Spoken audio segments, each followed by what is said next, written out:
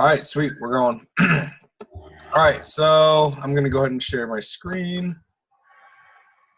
Okay, so let's see here. So the first I got to the same, as I said, I got to the same part as Evan did.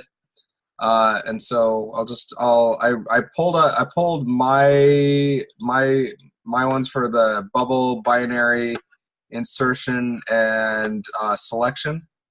And then so we'll go through those. But then the last three I grabbed from your directory there, Mike. Okay. Okay. Awesome. Mm-hmm. Yeah. So bubble sort is exactly like the book. Oh, I guess I don't need this. So initially when I made it, so so you got the bool swapped. The pivot starts at the end of the end of the array and moves backwards.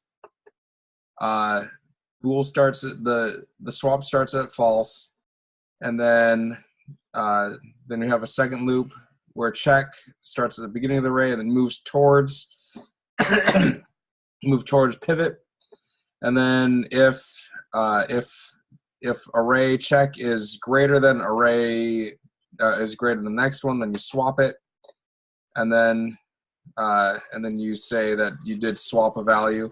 If you get all the way through the array, all the way from the beginning to I pivot, and you don't swap anything, then you just return, because then it's done.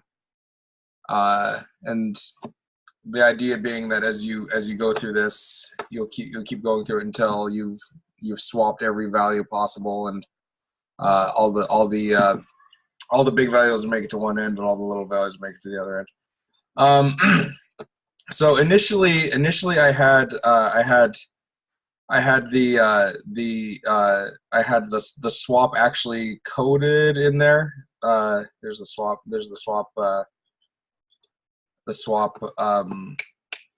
function. Originally I had that coded in there, and then I peeked at Mike's and saw that he made a separate .h file for it, and I thought that was a really good idea, and so I did it. So this is not needed. Other than that, everything else was identical. Mm-hmm. Okay. Yeah, I kind of did. I did that because we use swap a lot in these sort functions, and yeah, it just seemed to make sense to not have to just redo the code. But so yeah, no, it was a good idea. That's why I stole it. Okay, I believe insertion was next. Yes. All right, so this one had two functions. A regular binary search function, and then a sort insert function. The binary search works just like all the other ones that we have, where you get the beginning, middle, and end of the array, and then just work your way through it until you find what you're looking for. Oh man. So here, then the insertion, we have int shift, int I insert, the value of the value of the pivot, so the actual contents of the array has to be a template so that it can be anything. This like right here, that took me a little while to realize what it was doing, but I got there. So iPivot starts two spots off the end of the array, and moves towards 0, going backwards. We set the value of the pivot there. The int I insert is the value of the binary search of the array, value pivot, yada yada yada. And I insert goes backwards. Let's see, and then the shift just shifts moves everything to the right, just so that everything works. So everything moves to the right, and then I shift takes on the value of I pivot. Yeah, and this one I thought it was kind of interesting how they used a recursive function for the binary search. Yeah, that was cool.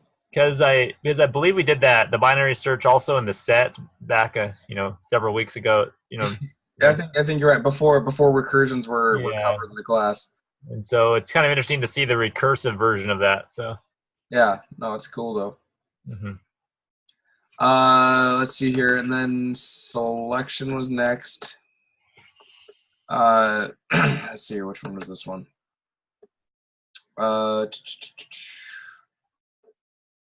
Okay, so let's see here. It looks. Oh, that's right. This one's really similar to bubble. So we start with iPivot at the end of the array, and then iPivot moves from the largest to the smallest. Int I largest equals 0, and then the check begins at the beginning of the array and moves towards iPivot, and then if I largest is less than or equal to the check, then you change I largest to the check.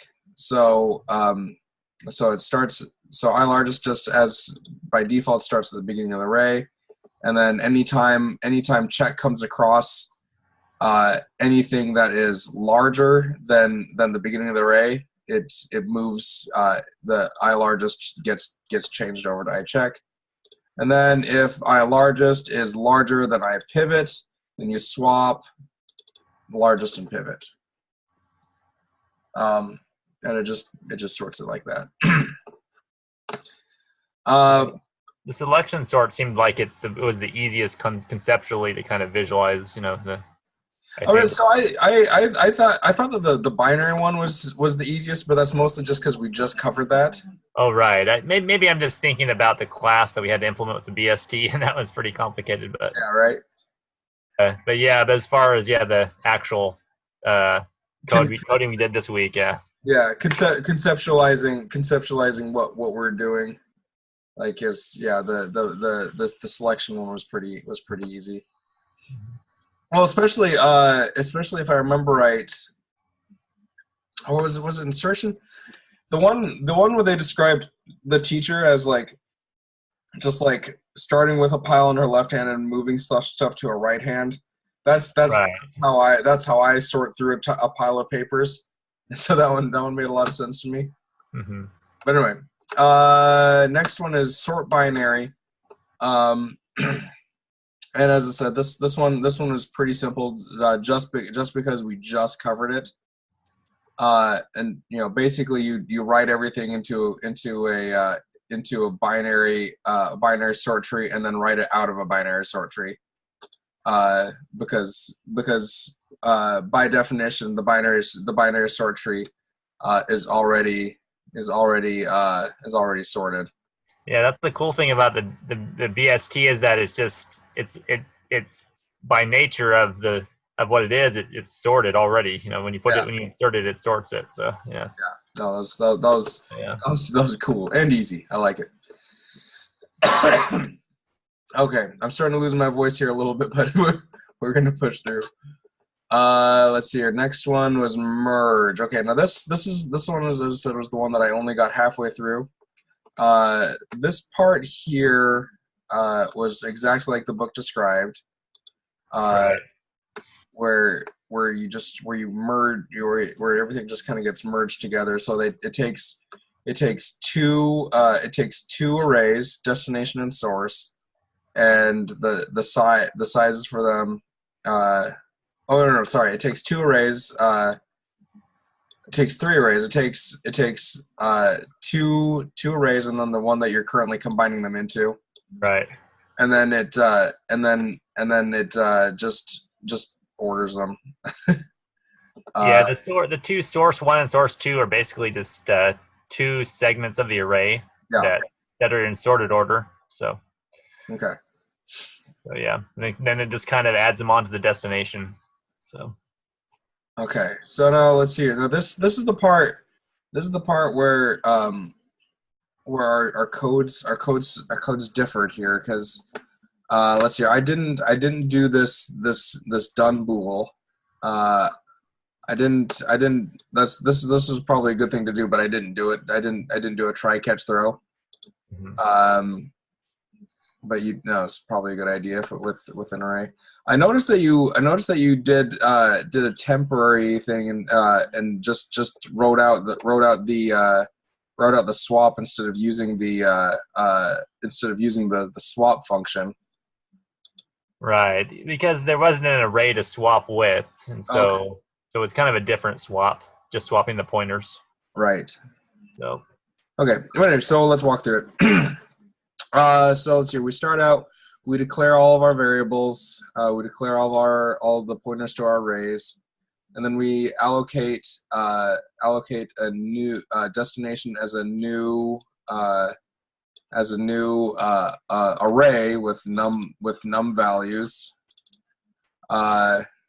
Catch a bad allocation, and then first you set your variables, you set your variables, and then while done is false, we're gonna increment num loops, and then set end one to begin one, so set the array to nothing, or rather the array to begin and end to the same spot, and then while end is less than num minus 1, and the source I end 1 is less than or equal to the next one, you advance end 1. And then you set I begin 2, so the beginning of the second array, to begin immediately after the end of the first segment. Do the same thing with the second array. I end 2 equals I begin 2, and then advance I end 2 until I end 2 is less, until you don't hit the end of the array, and I'm back. Yeah, something happened there. Yeah, sorry about that. I'll be interested to see what that looks like on the recording. Okay, let's see here. Hang on. All right, let me share my screen again. Okay, I don't know when I lost you. I think IN2 equals I begin 2. Okay. So the second loop is basically the same as the second. The second one is basically the same as the first one, where we set up where we advance IN2 advance IN2 while IN2 isn't at the end of the array, and the source of IN2 is less than or equal to the one following it. So basically, it's looking for ordered pairs of numbers that are ordered from least to greatest. Yeah. And then once it stops, then it will stop and then copy that segment. So. Yeah. Let's see here. Then if I begin 2 isn't at the end of the array, then you merge with the destination. No, so this was confusing to me. How exactly are we adding destination, adding an int to an array here? When you're in an array, when you add an integer, it's basically just like using the square brackets. One space. If you add 1, you're moving 1 space forward in the array. Okay, so that's just telling it where it starts. Yeah. Oh, right. So. Okay. Very cool. And then source, the first source at begin 1, and then there's the end. And end 1 minus I begin 1 plus 1. Oh, that's the size. That's the size of it. Right. 1 minus I begin 1 plus 1. And then here's the second array, and the same thing there. All right, and then if that's not the case, then then you just for int I equals I begin 1, I list the numbers, I plus plus.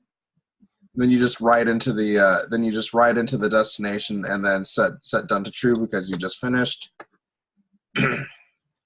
And then I begin 1 equals I n 2 plus 1. So then you set right there if.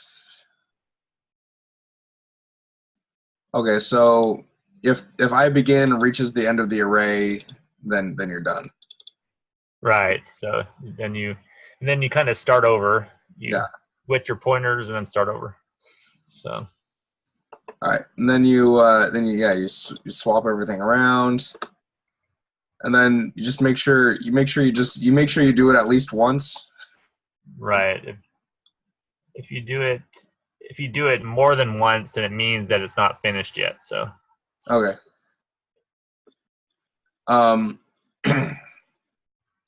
Let's see here. Then if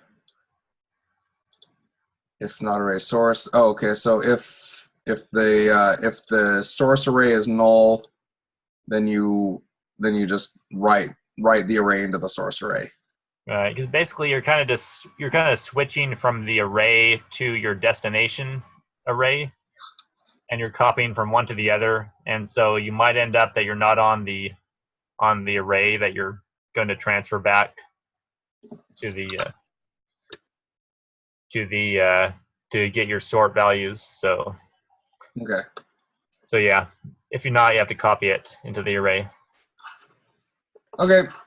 Let's see. And then this quick and heap I didn't quite understand, but we'll. All right. To tell you the truth, the quick sort I basically just copied the pseudocode and yeah, and it worked. So. Wait. All right. So. So if there's anything in the array, return. Or if there's nothing in the array, then you return. So you set the end to the end of the array. I down equals is the end of the array as well. I up is 0. Then I pivot equals is the middle point of the array. Then while I up is greater than I down, meaning that let's see here, when would I up be less than I down? That'd be when there's nothing in the array. Let's see here. While I up is less than or equal to end, and the pivot value is greater than the array value of I up, you advance I up. While I down is greater than or equal to 0, array I down. So the point of I down, which also starts at the end of the array. Oh wait, no, sorry, it starts at the beginning of the array. Is when that's greater than the pivot value, then you move I down back. Then if I up is less than or equal to I down, you swap the arrays of I up and I down, and then that's all recursive. So I think you're working on the quick sort. You're working from both the left and right sides and coming towards the middle. Yeah. It was. So. Okay. All right, and then last one is heap. Is there more to this? Yeah, there's a heap.h which has the heap class in it. Oh no. You want to pull that up? I don't have that one on this computer. Okay, sure. It's gonna mess up the recording, but whatever. So we'll Okay. persevere. There we go.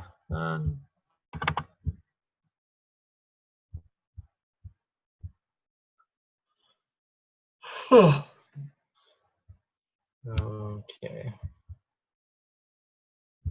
Okay.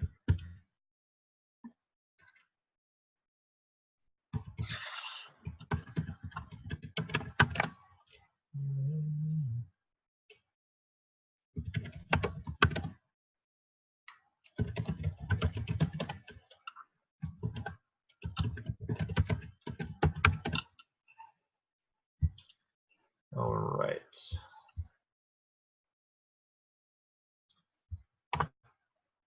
Let me see here. Okay.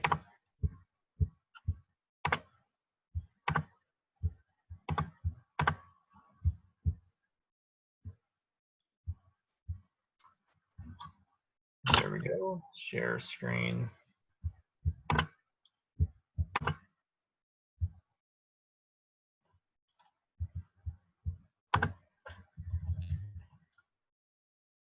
All right. Is it visible for you now? Or? Yeah, there it is. All right. So here's the heap class. You got your pointer variable for your array. You got your num, which is basically num elements, you know, in your array. Then you got a percolate down function, a swap function, constructor, and I didn't really use the get max and delete max functions. And the sort is basically converts it from a heap to a sorted array. So, all right. And it was kind of confusing because the heap was, the pseudocode was like basing it on index starting at 1 instead of 0. No. So it got really confusing. So I had to like add an extra +1 to the I left to get it to go into the right value. That's weird. And percolate down, it just checks to see if the top value, if the parent value is greater than its children, and if it's not, it swaps. And then it goes down and checks the children's children and so on until it makes sure it stays a heap. And yeah, this is a recursive. That's a swap. You're just basically doing what we did in that swap.h. You know, you're assigning a temporary value and changing the array values. Here's percolate down. Here's the constructor. And it basically converts a regular array into a heap. Starts from the mid value. And that's like num divided by 2. It'll be guaranteed to be the parent of your last array value. So because it's a binary tree, so you have to go back a certain amount to start it anyway. So right. Percolate down kind of fixes all the values so it stays a heap. Delete max, I guess we don't really need to worry about that. Just deletes the max value and then converts it back to a heap after it deletes it. So it basically just writes everything into a regular binary tree, not a binary sort tree, and then sorts it. Right. It just basically takes off the first value, and then this part, the second loop with the percolate down, that converts it to a heap. Right. And the sort, it basically swaps the last value in the array with the first. So basically, it changes the first value is actually the biggest value. So it puts that first value, the biggest value, down to the bottom of the tree, and then it just keeps taking the next value and next value, and eventually it becomes a sorted array instead of a heap. Cool. But yeah, it was kind of confusing because this function also, it started at like 1 instead of 0, and the percolate down was 1 instead of 0. So yeah. But I guess it was kind of good because it kind of got me to think and tried to understand it better. You know, I probably would have just done the pseudocode and not really thought about it much, but it kind of got me a better understanding. That's good. So there's a silver lining. Mm-hmm. But yeah, that's the end of the heap. So cool. But yeah, a lot of these, it just takes a lot of there's a lot of concepts you have to kind of understand and understand exactly what's going on, and it can be difficult sometimes. Yeah, I appreciated that the book like really took its time to explain everything to us. Like, you know, it gave us like a rough overview and then a little bit more detail and then like a ton of detail and then like, you know, actually like showed us like what happens in the program itself as it's being sorted. Thought that was good. Yeah, I kind of like the real world application they put so that you could kind of see how you might use it, you know, for some of the sorts anyway. Yeah. Yeah, and then yeah, so that's all I got for that heap. Yeah. Cool. All right, I'm gonna go ahead and stop recording unless you think there's anything else we need to cover. Yeah, that's good.